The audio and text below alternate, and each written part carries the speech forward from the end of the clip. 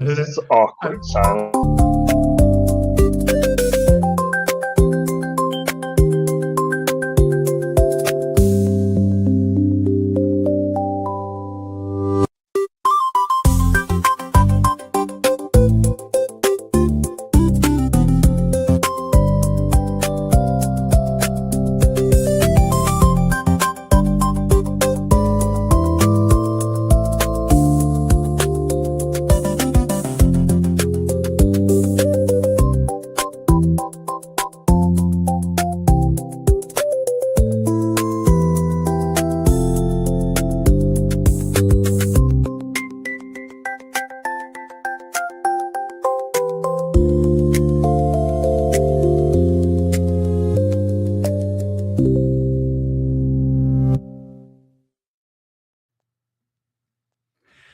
My Yo, intro was yo, great. yo. It's good, right? Oh man, what's going on, everybody? Welcome back to Phase Live. Yeah, we've changed everything, so yeah, it's looking pretty cool. But hey, we've got a very, very special guest joining us today. We've got Bass Buddha from Crypt joining us. What's up, legend? How you doing? Thanks so much for making the time. Hey, I'm doing great, man. I really appreciate you guys having me on. Killer intro music as well. I just saw in the private chat that Suno is the best. Yes, it is. Love me some Suno. But I'm excited to be here with you guys and chatting for the next hour. For sure, man. Thanks so much for joining. Yeah, I've just very quickly, Suno has honestly, so I'm a DJ and producer as well.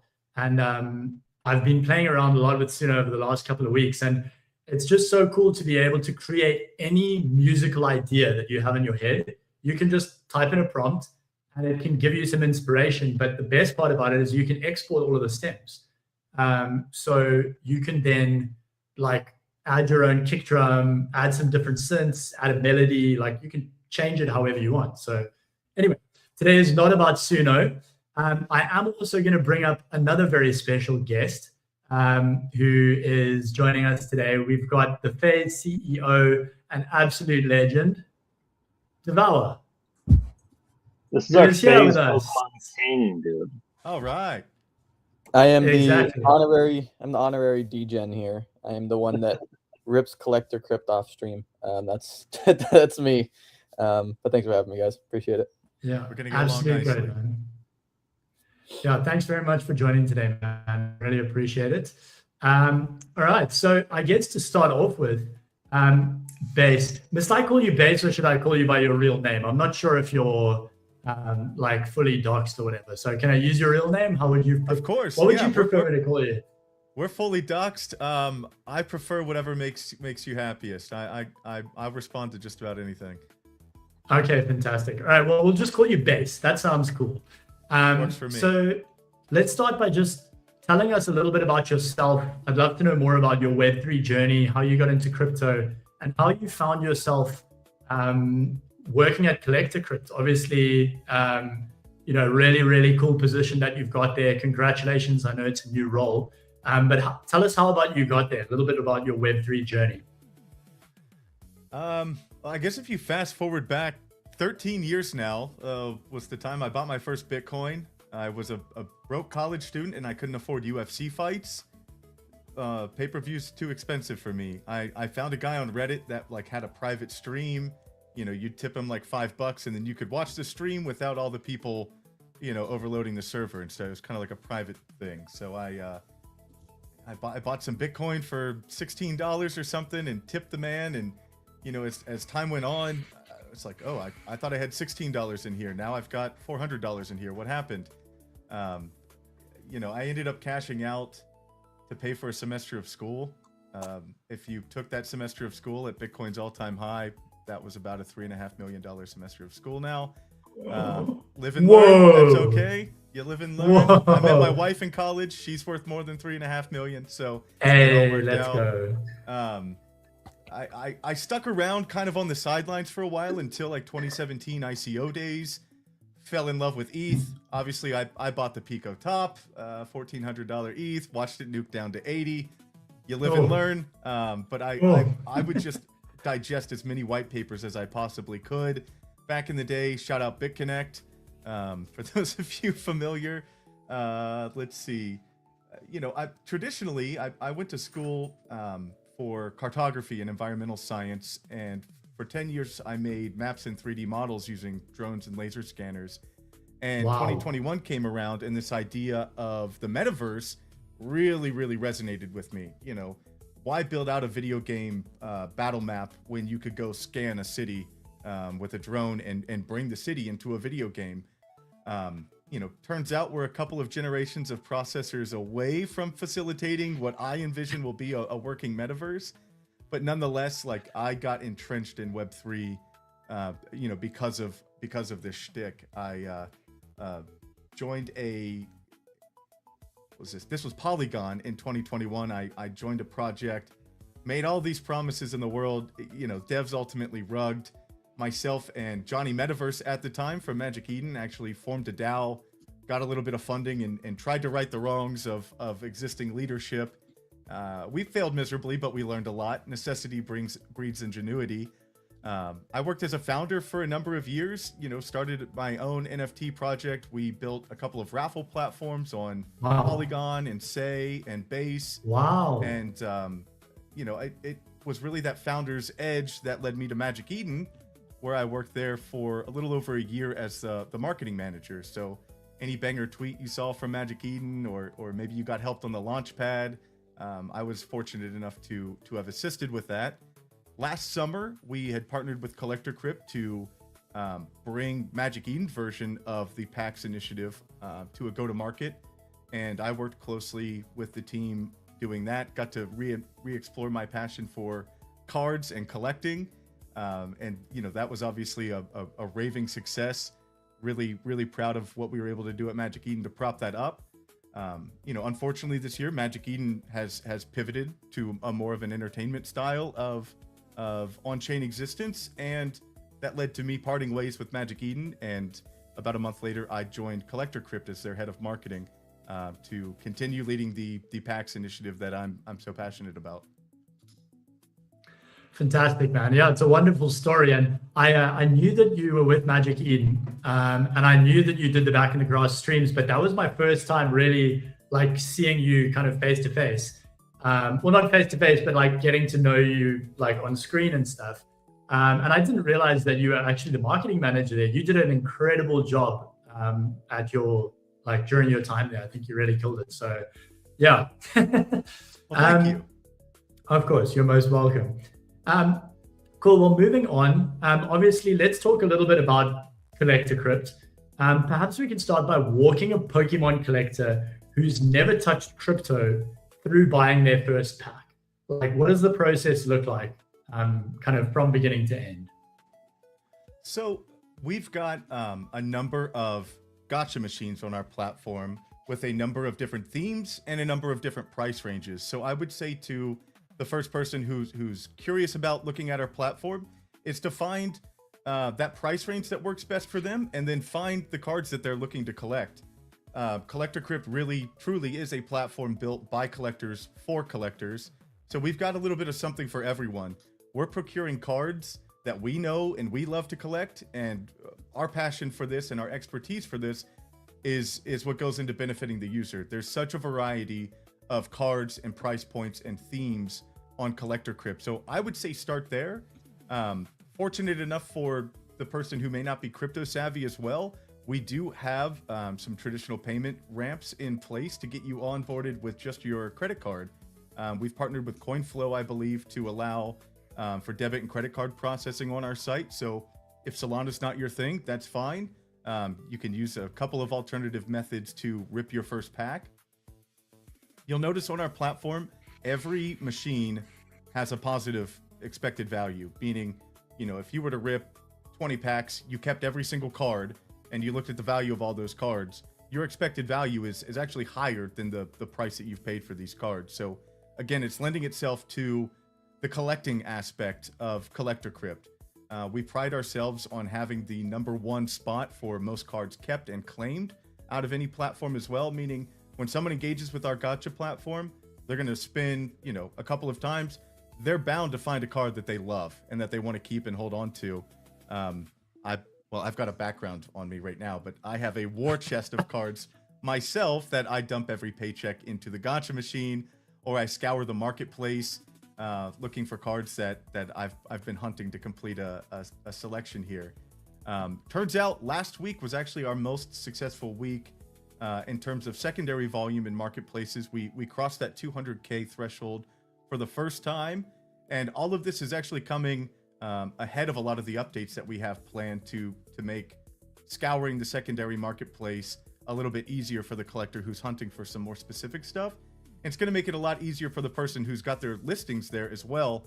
We're going to be, enabling a lot of other tools for payments in the upcoming future with our marketplace, as well as enabling some back and forth between two interested parties, whether that's a trade or allowing the user to make a counter offer.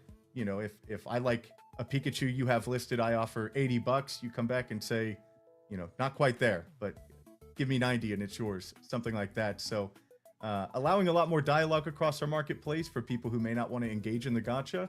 There's a marketplace for you. If you don't want to rip a pack, you know exactly what cards you want. We're building a platform for you as well.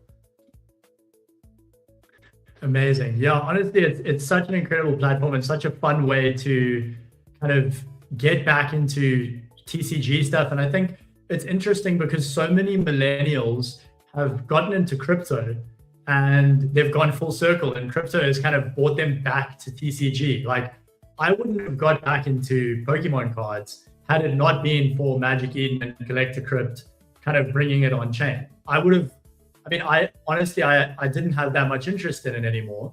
And I went and dropped a fat stack of cash on Pokemon, like on actual IRL Pokemon cards, because I had ripped a couple of packs and I was like, wow, I missed this so much. And I guess it's that whole nostalgia thing at the end of the day, right? Just like, buying pieces of cardboard that make you happy. Like this one. Look at that. Base set? Yeah, no, not a base set, just the unlimited. Sorry, it is base set. It's just not a first edition though. That's all right. Still a beaut. Yeah. I got was Bulbasaur your starter? Was Bulbasaur your go-to? It actually wasn't, to be honest. It was always Charizard, hence the red the red jersey. But I do love Bulbasaur. I love all of the OG starters, definitely some of my favorite Pokemon.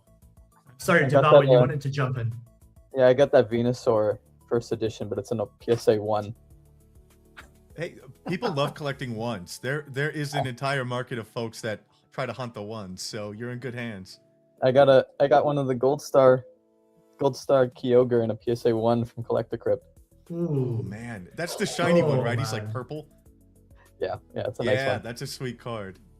Yeah, I actually graded my childhood Charizard last year. It got a 4, but I would carry that thing in my front pocket to school. All the cool cards I pulled were like in the backpack or like walking around. I'm like showing them off at school. I hear a lot of times of folks like, had I only held on to my collection, I'd be sitting on millions. Well, I held on to my collection. It's in terrible condition. It's not millions. It's maybe a couple $1,000, but one of mine. I have a base set Charizard Unlimited, but it's in such bad condition that the if you look at it from the top down, it's like split. So you can almost like use it as a straw. Like it's all the way down. It's split completely all the way down, so you can see on either end.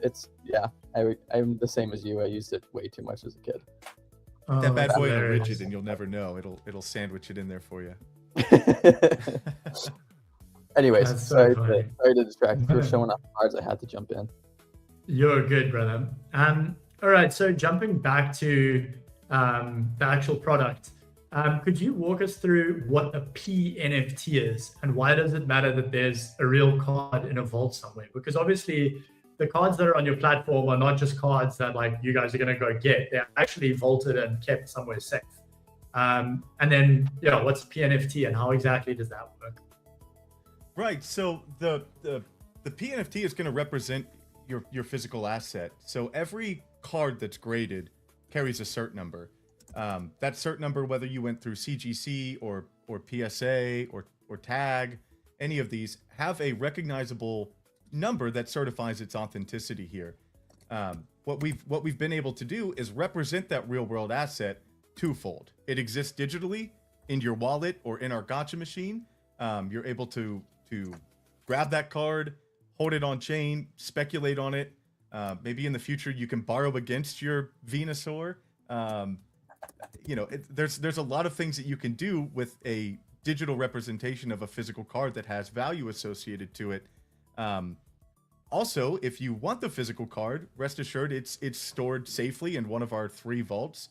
Omni Vault is our own custodied vault, that exists here in Montana, I believe. We also use PSA and PWCC vaults that are PWCC is Fanatics now, and I'm sure you're familiar with PSA. Yes. We've got, I think, $25 million in tokenized TCG cards out there in the ecosystem. Wow. So whether they're in a vault or whether they were on the platform, whether they're in your wallet, we have tokenized just a ton of cards. And rest assured, to your point, every single card you see on the Collector Crypt marketplace or in a Collector Crypt gacha machine is owned by us. We've purchased it. It exists in a vault. You can check the cert number against that. It's not an IOU. It's not a pull this card, we'll go buy it for you. That's not how we operate. Every single thing that is on our marketplace and in our gacha machines is owned by Collector Crypt, and we really pride ourselves on having such a robust inventory. We partner with a ton of professional card collectors and sourcers, 6-figure deals almost every single day, procuring cards to get into our gacha system to keep it fresh and exciting, and keep that EV nice and balanced for people that want to come and find their next grail.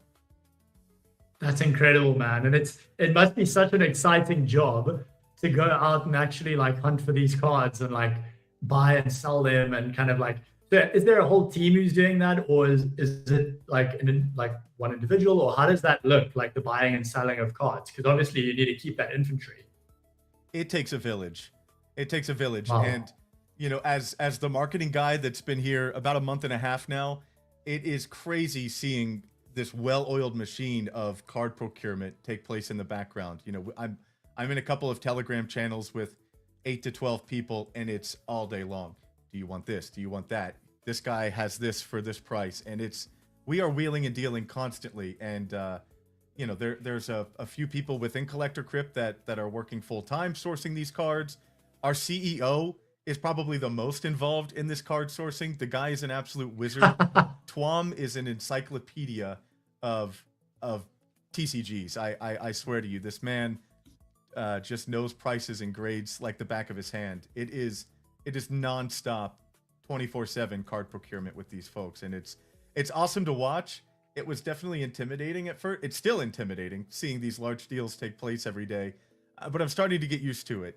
Seeing, hey, we've got this base set Charizard. The guy wants $500,000. Do you want it? Yeah, we'll take it. Just like that. A couple Telegram messages, and $500,000 has been transacted, which is pretty cool. That's wild. Absolutely phenomenal, man. Okay, cool. That's a great explanation of all of that stuff. And then, who's the average user today? Would you say it's more crypto degens, traditional collectors, or do you think it's something in between? What would you say that kind of looks like? Who would you say is the people using the platform most? Our average user probably found us obviously from Solana, so they are a native crypto user, but our average user is absolutely a collector or a person looking to gain a competitive advantage using our gacha machines and the secondary market. Last week or 2 weeks ago, our average user spent $7,800 on our platform in one set. What? And that that's is for a number wild. of reasons. We're skewed heavy on the whale side of things, meaning people use our platform because it has the best EV in the industry, because it's got the widest depth of inventory, and because that they know they've got a competitive advantage on our platform from the minute that they interact with our gacha machine. So on average, we're seeing average daily use at 3.5K to 5K per user. But last week was pretty exceptional. We've really been trending upwards with use here, and that's an ode to the Pokemon and TCG market in general, just heating up and trending upwards. But it's also, you know, what we pride ourselves on being, which is, you know, a very high EV, great inventory platform. And, you know, the folks that want to come and spend a lot of money do it on our platform because of those reasons. For sure. Yeah, that definitely makes sense. Okay, let's chat a little bit more about the offering. And then I think we can, obviously I've got a lot of questions, but I know the audience is probably eager just to watch us use the product and actually rip some packs on the gacha. So I'm going to ask you one more question before we get on to ripping some packs. So walk us through the full pack shelf. Obviously, there's 9 SKUs. What's the reason behind this? There's obviously, you know, One Piece, there's sports cards, there's Pokemon cards. And then with the Pokemon cards, there's, I think it's the 25, the 50, the 100, the 250, and the 1,000. Am I right in saying that? Correct. So yeah, maybe just give us a bit of an overview of all of the offerings and why those specific offerings. Of course. As of today, I think about 85% of our gacha volume is Pokemon. We've seen a nice rise recently with One Piece as well. They've taken about 10% of our weekly revenue recently. So One Piece is certainly heating up. And then we've got the sports machine as well. So as interest heats up, as volume expands, we will add some more price points and themes to our sports and our One Piece gacha machines, like you see with Pokemon, right? Pokemon is by far our most popular gacha machine, and that's why we've included so many price points here. If you're just starting out, you've never used a gacha machine before, you want to see how it works, that $25 and $50 machine is perfect for you.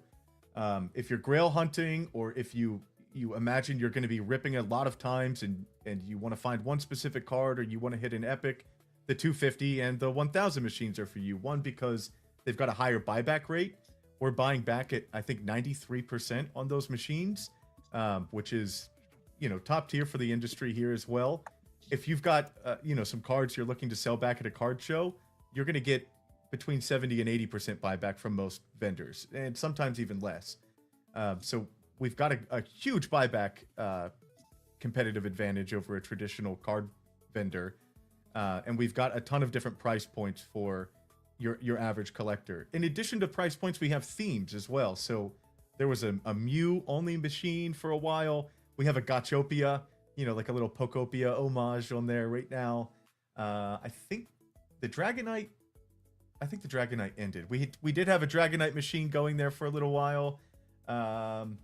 I actually pulled one of my favorite cards of all time when they launched a Gengar themed machine too. So our price points stay the same. You know, we've got a large selection of price points for you, and then we've got these like random one-off themed gacha machines that's like you know, get it while supplies last sort of thing. And actually last week we just launched the first of its kind gacha machine that has multiple IPs in one. So if you just want to rip and you know, experience Pokemon, One Piece, and Azuki TCG, there's a pop culture gacha machine that we just debuted that would be perfect for you. Oh, I didn't know the Azuki TCGs were up there. That's sick. They've got some nice starter art decks in there right now, and they're version 1, series 1 of their TCG. We bought an absolute ton of them for pre-orders, and the second we get those, they'll be going in the machines as well. That's sick. Will you guys ever bring on the Vibes TCG from Pudgy? So we've built this machine specifically for additional IPs, right? Like a Vibes TCG machine may not be able to stand on its own, but it can absolutely live in a mixed gacha with multiple odds and multiple categories as a nice supplement to it. Just like we've done with Azuki, we could absolutely do with Vibes. Right on. That's sick.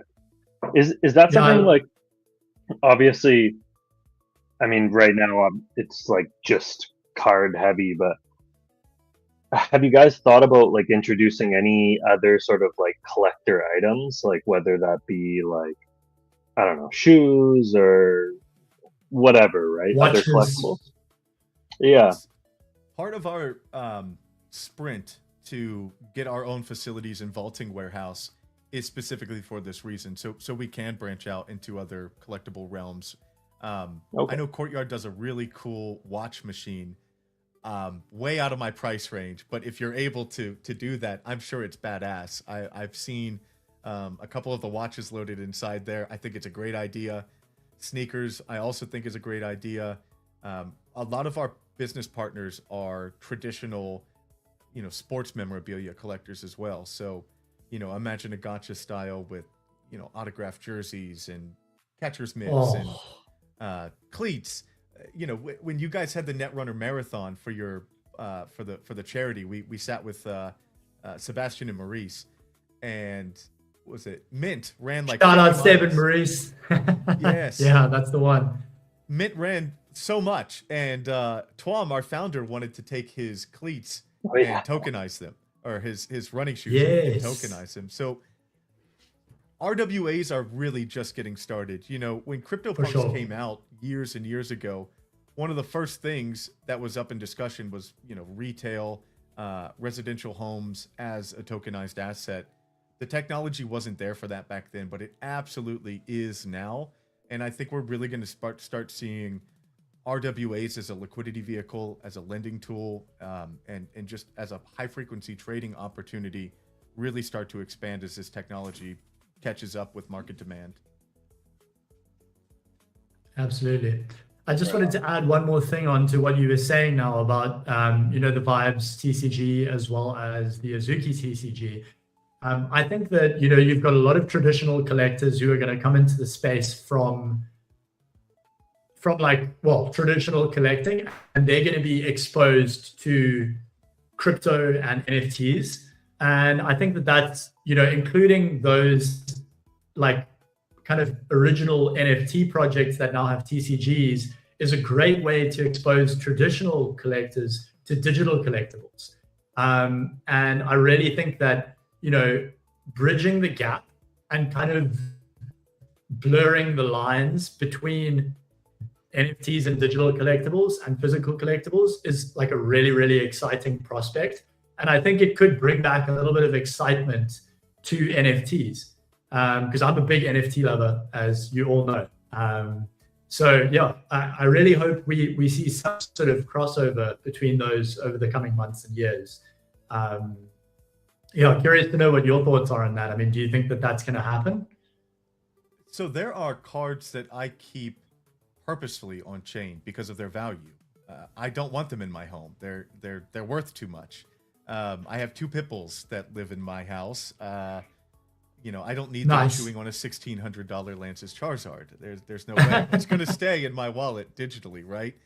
A lot of these cards, the second I claim them and they're in my hands, my odds of selling them through a traditional method, the really high value ones, are terrible. I talked briefly about going to card shows, getting that 70-80% buyback from a vendor.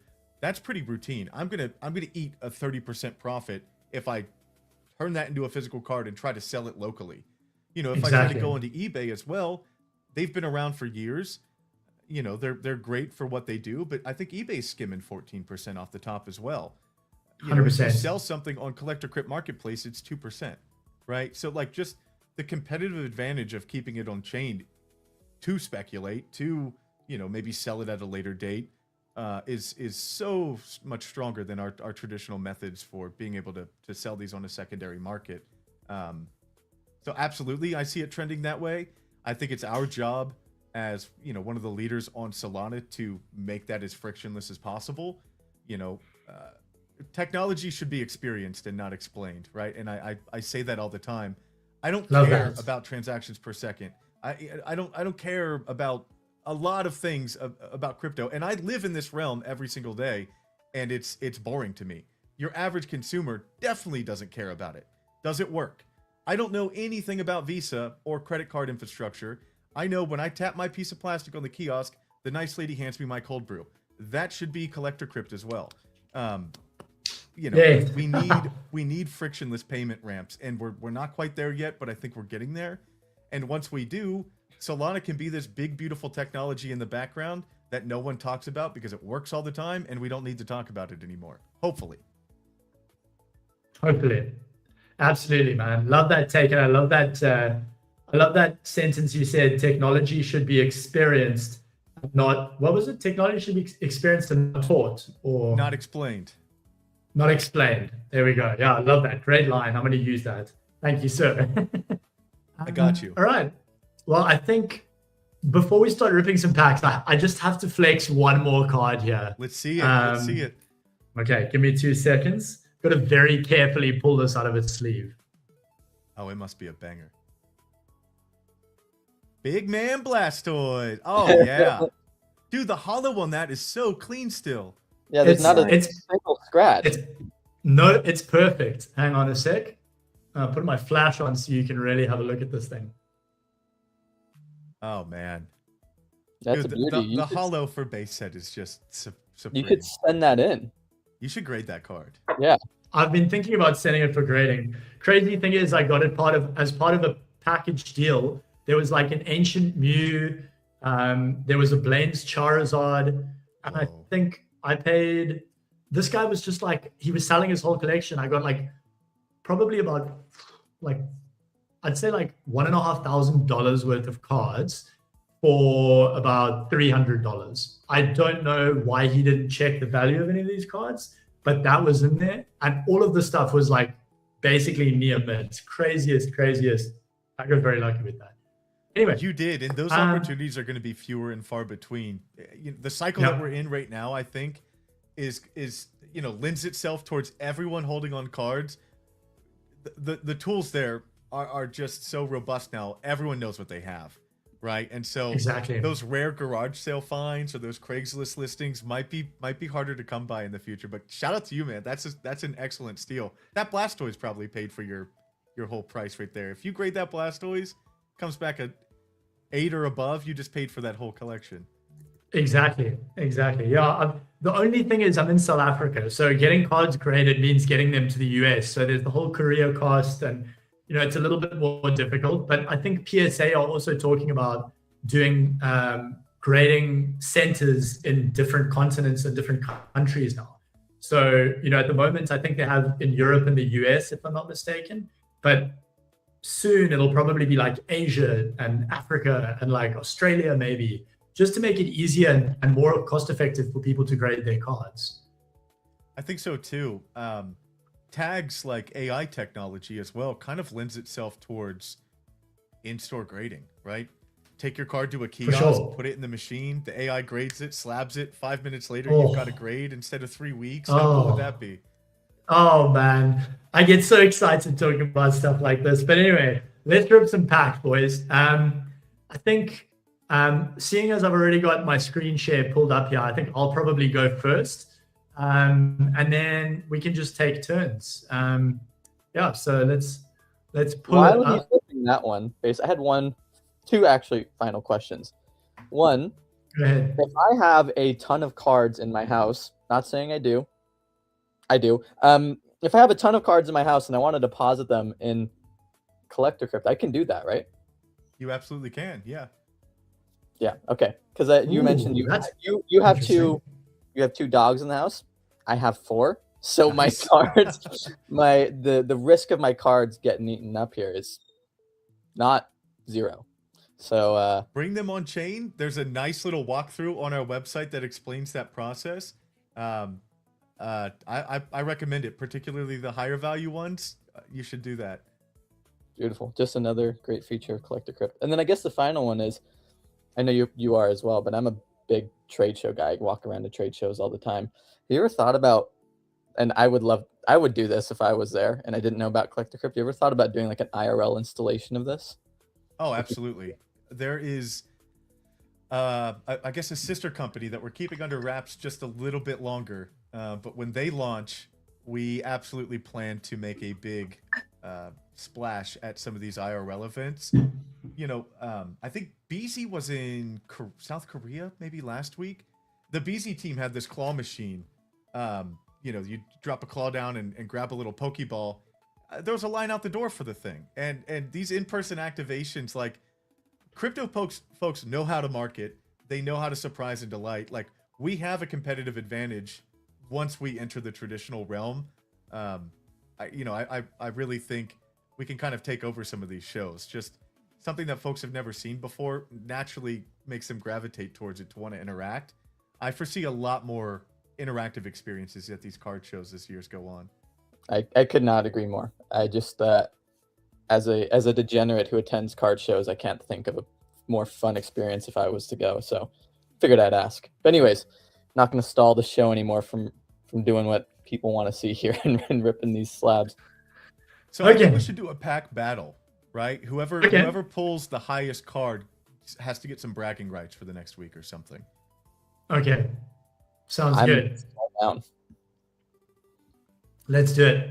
So I guess then we're all just going to pull $25 packs unless someone wants to go $50 because then they're automatically going to get better, right? So what do you guys think? We could do 2 25s or 150. It's your call, Chris. Let's do 150. I reckon 150 pack each and see what we pull. Brilliant. I'm there. Let's do it. Okay. Devour, if you paste your wallet in the private chat here, I'll send you a pack. Oh, let's go. Okay. All right. So we're on the Elite Pokemon Gacha here. $50 pack. Let's do this, guys. Whew.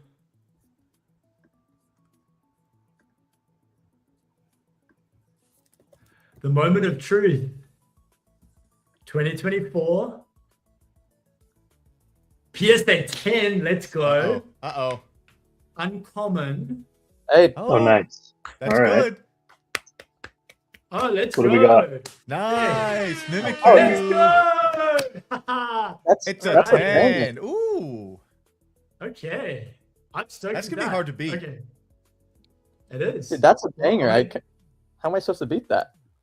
I'm going to take a screenshot of that. I'm not accepting any buybacks on that yet. I'm going to hold on to that for a hot minute. I will remove my screen share and let's add base's screen share to the stage. All right. Whew, man, let's go, baby. Man, you made a good first impression. We'll see here. Back looks clean. Okay. Oh my. Okay. 2000. Ooh, okay. It's an 8. PSA 8. 1000. Oh, damn. Hey, first edition Squirtle. I can't be upset about that. That's a nice card. That's nice. a cool card. You can't be mad at that. Nice. Is that right? I'm checking price charting.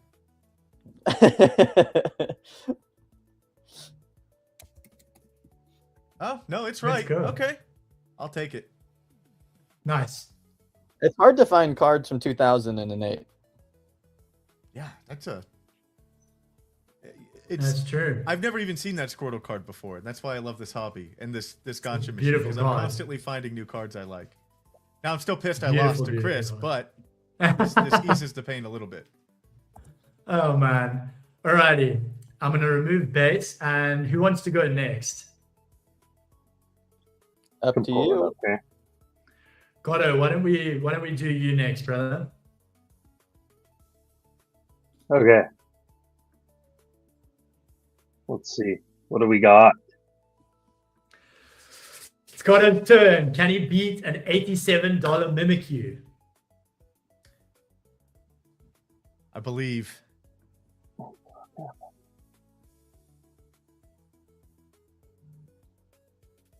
Generating pack.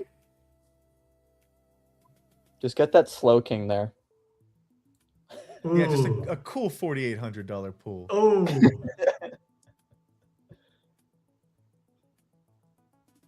Sorry, I was having Opening wallet pack. issues. All right, let's go. No, you're good, brother. All right. Okay, come on, here we baby. go. Okay, 2021. Let's go. PSA 9. Chris keeps the reign here. Oh, that's still cool. That's nice. That's still nice. Yeah, let's go. I just opened one of those celebration UPCs. Oh, from 25?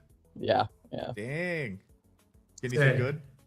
No, but the metal cards didn't look too bad. So Yeah, the metal cards are sick. yeah, not many chips on them. So, anyways, All right. are you ready? Let's Ready, Chris? let's bring up the Devour's screen. Yeah, ready to go. All right, here we Can go. Devour. Whoa, Devour's almost got a free pack. I'm telling you, I use this. You might off get a free stream. pack with this spin, honestly. Maybe you'll have to rip 2. Japanese. Okay, Japanese, 2021, Oof. PSA 8. Come on. Japanese and oh. Not great for the, you know. Ah, it's Oh, Rayquaza. that's clean. That is clean. If only it was a 10. If only it was If a 10. only. Still We're a cool gonna- card. We're gonna sell that one back because I don't think I'm ever getting a rate of 85% at a trade show. There you go. Hey, Well, let's there see you if I have get it, a- guys. Wait, let's see if I got a free pack out of that one. Refresh your page. I'm betting you got one. Oh, so I'm so close. That's crazy. You might as well just open one more Devour and get the free pack, That's- and then rip That's the how free they. pack. That's how they get you. See this. All right, let me. I'll swap some over and then, I'll swap some funds over and then we'll open one more for the fun of it. Okay, I've got enough for one more pack here. Oh, Let's beautiful. go. Oh, look at us. We're addicted. We have a problem, boys. All right, just let's love bring collecting. Gotto back up.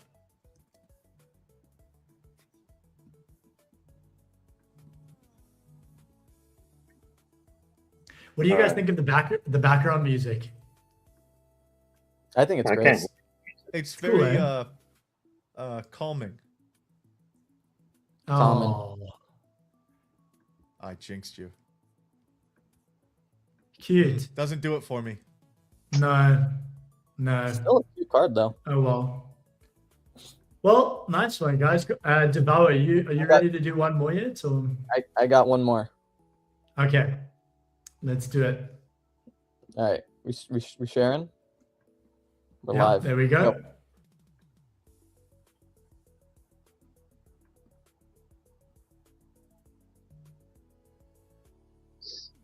I'm just snagging all the Another Japanese Jap. cards. 2023. Better be a 10. And a rare. Okay. Yeah, Off to a good let's start. go. No! Oh, come on. Chris took Come all of our luck, on. man. Okay, that's sorry, cool. boys. That's a cool card Nice though. one. It is. Yeah, Giovanni. We'll think about Very, selling very that one. nice. Do I have a free one?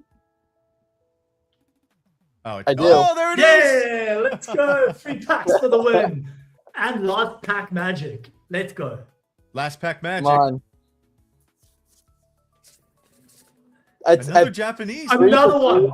three 3 for Japanese. 3. All right, 2025. new, too. 2025. 10. Come on, 10. Uh-oh. Let's go. Oh, come on.